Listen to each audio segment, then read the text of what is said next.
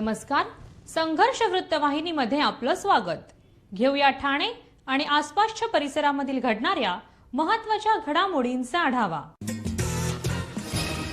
अयशस्वी ठरले की दुसऱ्यावरती खापर फोडण्याचे त्यांचे जुने काम. डॉक्टर जितेंद्र आव्हाड यांचा फडणवीसांवरती पलटवार. शरद पवार यांनी मराठा आरक्षणाला विरोध करणारे वक्तव्य केले असल्याचे उपमुख्यमंत्री देवेंद्र फडणवीस यांनी दाखवून द्यावे. आपण अयशस्वी ठरतोय असे समजल्यावरती दुसऱ्याच्या डोक्यावर खापर फोडायचे हे त्यांचे पहिल्यापासूनचे कामच आहे. अशा शब्दात राष्ट्रवादी काँग्रेसचे राष्ट्रीय सरचिटणीस आमदार डॉक्टर जितेंद्र आव्हाड यांनी फडणवीस यांच्यावर पलटवार केला. उपमुख्यमंत्री देवेंद्र फडणवीस यांनी मराठा आरक्षणाच्या प्रश्नात शरद पवार यांना जबाबदार धरले आहे. यावरून डॉक्टर जितेंद्र आव्हाड यांनी भूमिका मांडली. डॉक्टर जितेंद्र आव्हाड म्हणाले की शरद पवार यांना लक्ष्य करणाऱ्यांनी आपणाला एकदा दाखवून द्यावे की शरद पवारांनी मराठा आरक्षणाला कधी विरोध केला आहे. सत्ताधाऱ्यांना आता आरक्षण देणे जमत नाही, त्यामुळेच ते पवारांना लक्ष्य करत आहेत. ते धनगरांना अनुसूचित जातीत आरक्षण देणार होते, त्यांना ते जमलं नाही. ते लिंगायत समाजाला आरक्षण देणार होते, तेही त्यांना जमलं नाही. त्यांनी दिलेली सर्व आश्वासने फोल ठरली. ही आश्वासने फोल झाली कोणामुळे? शरद पवारांमुळे, असा सवाल करीत आमदार डॉक्टर जितेंद्र आव्हाड म्हणाले की मोठेपणा घ्यायला आता असा सवाल करत डॉक्टर जितेंद्र आव्हाड म्हणाले की मोठेपणा घ्यायला जाता तेव्हा नाही येत शरद पवारांची आठवण. राज्यातील ज्या कामांची जी उद्घाटने केली ना ती शरद पवार साहेबांनी सुरू केली आहेत, तेव्हा का नाही आली शरद पवारांची आठवण? आरक्षणाच्या बाबतीत कात्रीत सापडलेले शिंदे सरकार आणि त्यातील उपमुख्यमंत्री हे आता शरद पवारांचं नाव घेत आहेत, पण जनतेला माहीत आहे की यात शरद पवारांचा यामध्ये काहीही संबंध नाही, असंही यावेळी डॉक्टर जितेंद्र आव्हाड यांनी म्हटलं. वक्तव्य शरद पवारांनी मराठा आरक्षणाला विरोध केला असं दाखवा. आपण अयशस्वी होतोय असं दिसल्यानंतर दुसऱ्याच्या अंगावरती डोक्यावरती नारळ फोडणं हे पहिल्यापासूनचं कामच आहे. त्यांनी मला एकदा दाखवावं की शरद पवारांनी मराठा आरक्षणाला विरोध केला आहे. उगाच शरद पवार आपल्याला जमत नाही ना. आता तुम्ही धनगरांना आरक्षण देणार होते, ते जमलं नाही. तुम्ही लिंगायत समाजाला आरक्षण देणार होते, ते जमलं नाही. तुम्ही मुस्लिम बांधवांना ते आरक्षण देणारच नाही का? मुस्लिम बांधवांना आरक्षण दिलं तर पॉलिटिकल प्रोग्राम खराब होतो ना, का आम्ही मुसलमानांविरुद्ध आहोत, हाच तर बीजेपीचा अजेंडा आहे. म्हणजे तुम्ही दिलेली प्रत्येक आश्वासनं फेल झाली. कोणामुळे झाली? शरद पवारांमुळे. मोठेपणा घ्यायला जेव्हा जाता तेव्हा नाहीत शरद पवारांची आठवण. अर्ध्या कामाचं जे उद्घाटन केलंय तेव्हा नाही आहे तुम्हाला शरद पवारांची आठवण. हे सगळं काम शरद पवार साहेबांनी सुरू केलं. तेव्हा आता मराठा आरक्षणाच्या बाबतीत कात्रीत सापडलेले शिंदे सरकार आणि त्याच्यातले उपमुख्यमंत्री हे आता शरद पवारांचं नाव घेते. लोकांना माहिती आहे शरद पवारांचा आहे, याच्यात काही एक संबंध नाही.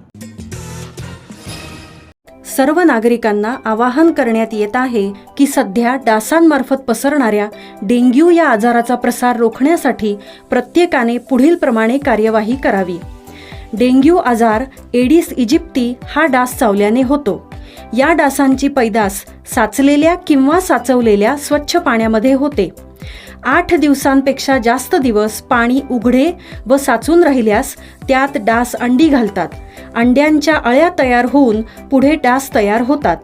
यासाठी आपल्या घरातील पाणी साठे, उदाहरणार्थ बॅरल्स, पिंपे, टाक्या, हौद, रांजणे इत्यादी दर आठवड्याला रिकामे करून घासून पुसून कोरडे करून पुन्हा भरावे.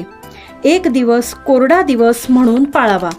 पाणी साठ्यांना घट्ट झाकणे बसवावीत किंवा जुनी साडी, चादर, धोतर यांनी बांधून झाकून ठेवावीत, म्हणजे डास त्यात जाऊन अंडी घालणार नाहीत. घराच्या गच्चीवर, आजूबाजूला, अंगणात कोठेही पाणी साचू देऊ नये. भंगार सामान उघड्यावर टाकू नये, उदाहरणार्थ टायर्स, प्लास्टिक सामान, कुंड्या, टाकाऊ वस्तू इत्यादी. अशा सामानात पावसाचे पाणी साठून त्यात डेंग्यूच्या डासांची पैदास होते. घरातील कूलर्स, फ्रीजच्या पाठीमागील ट्रे हे देखील वेळोवेळी कोरडे करावेत. लक्षात ठेवा, नुसत्या फवारणीने डास घनता कमी होत नाही, तर त्यासाठी डास पैदास ठिकाणे नष्ट करणे ही आपल्या सर्वांची जबाबदारी आहे.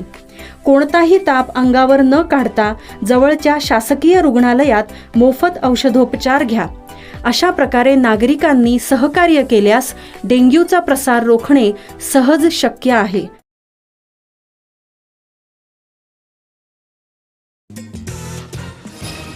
उद्याचे ठाणे कसे असेल व्हिजन 2023 मध्ये पाहायला मिळेल.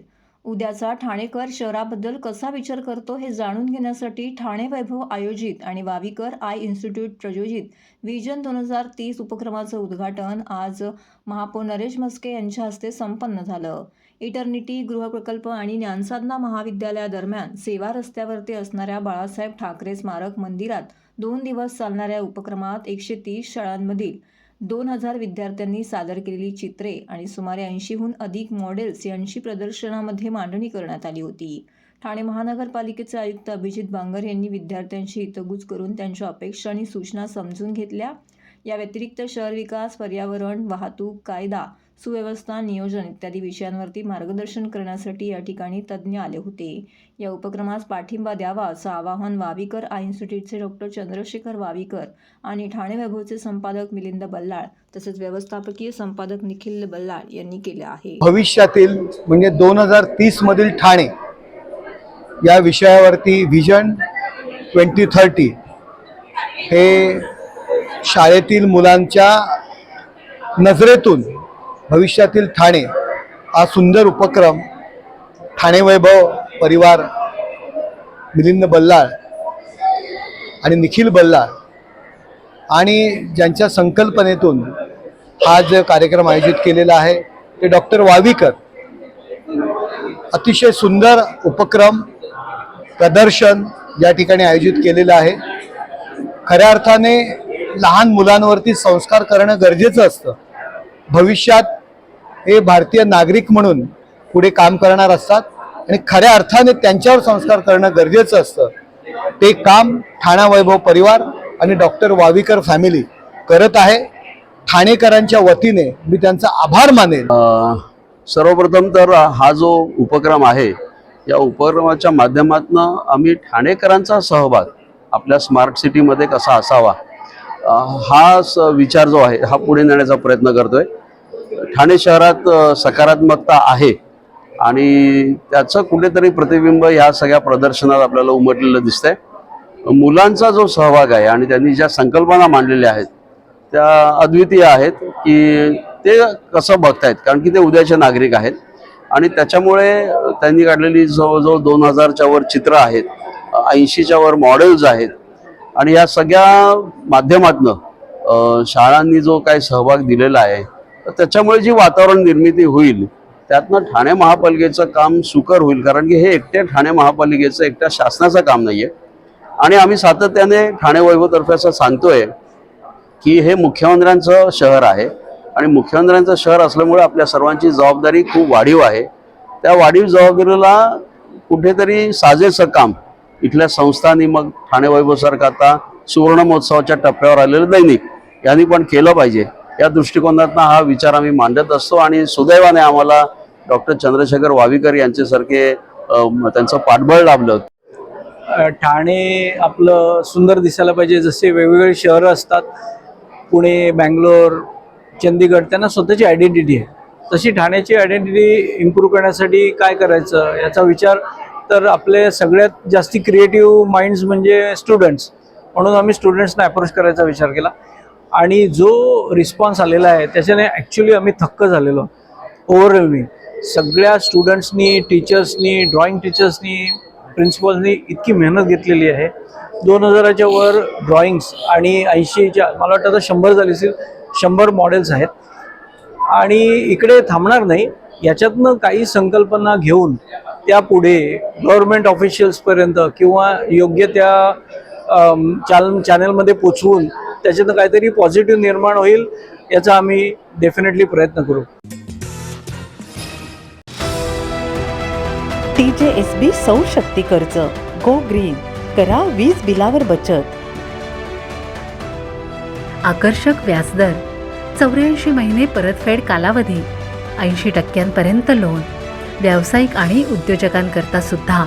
अधिक माहितीसाठी तुमच्या जवळच्या शाखेला भेट द्या किंवा संपर्क साधा. 1800-223-466 आणि 1800-266-3466.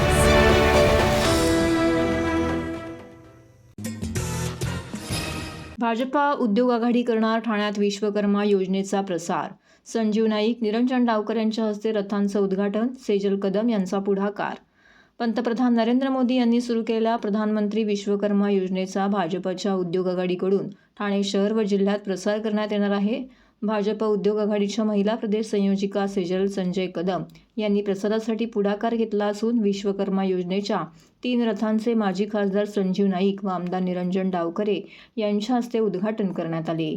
तर प्रदेश स्तरावरून ऑनलाईन पद्धतीने उपमुख्यमंत्री देवेंद्र फडणवीस, भाजपाचे प्रदेशाध्यक्ष चंद्रशेखर बावनकुळे आणि उद्योग आघाडीचे प्रदेशाध्यक्ष प्रमोद वाकोडकर यांनी उद्घाटन केलं. भाजपाच्या खोपट येथील जिल्हा कार्यालयाबाहेर झालेल्या कार्यक्रमात माजी खासदार संजीव नाईक व आमदार निरंजन डावखरे यांनी रथाचं उद्घाटन केलं. या कार्यक्रमाला माजी ज्येष्ठ नगरसेवक संदीप लेले, उद्योग आघाडीच्या प्रदेश संयोजिका सेजल कदम इत्यादी मान्यवरांची उपस्थिती होती. यावेळी विश्वकर्मा योजनेत सहभागी नोंदणीही सुरू करण्यात आली. पूर्वीच्या काळात 12 बलुतेदार असलेल्या कुशल कारागिरांकडून ग्रामीण भागातील अर्थव्यवस्था चालवली जात होती. मात्र दुर्दैवाने बदलत्या परिस्थितीत अनेक कारागिरांना जगण्यासाठी संघर्ष करावा लागत आहे. या कारागिरांचे भविष्य घडवण्यासाठी पंतप्रधान नरेंद्र मोदी यांनी विश्वकर्मा योजना सुरू केली.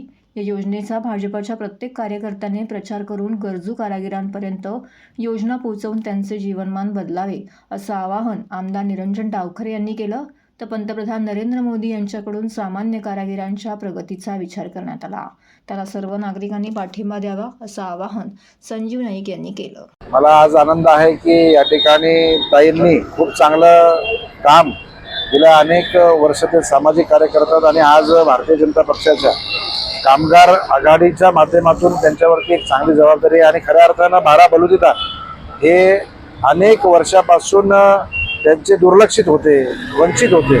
माननीय मोदी साहेबांनी मागच्या 9 वर्षामध्ये त्यांना स्वतःच्या पायावरती उभे राहून खऱ्या अर्थानं देशाची जी संस्कृती आहे, आज जो देश दिसतोय त्या 12 बलुतेदारांच्या माध्यमातूनच आज इथपर्यंत आलेला आहे. परंतु खऱ्या अर्थानं त्यांना ताकद देण्याचं काम मोदी साहेबांनी या योजनेतून आणलेलं आहे. विश्वकर्मा योजना जी केंद्राच्या माध्यमाने सन्माननीय पंतप्रधान मोदीजींच्या माध्यमाने पूर्ण देशात या योजनेचं शुभारंभ झालेलं आहे. आज ठाण्यामध्ये आम्ही या योजनेचं यात्रेच्या माध्यमाने शुभारंभ केला आहे.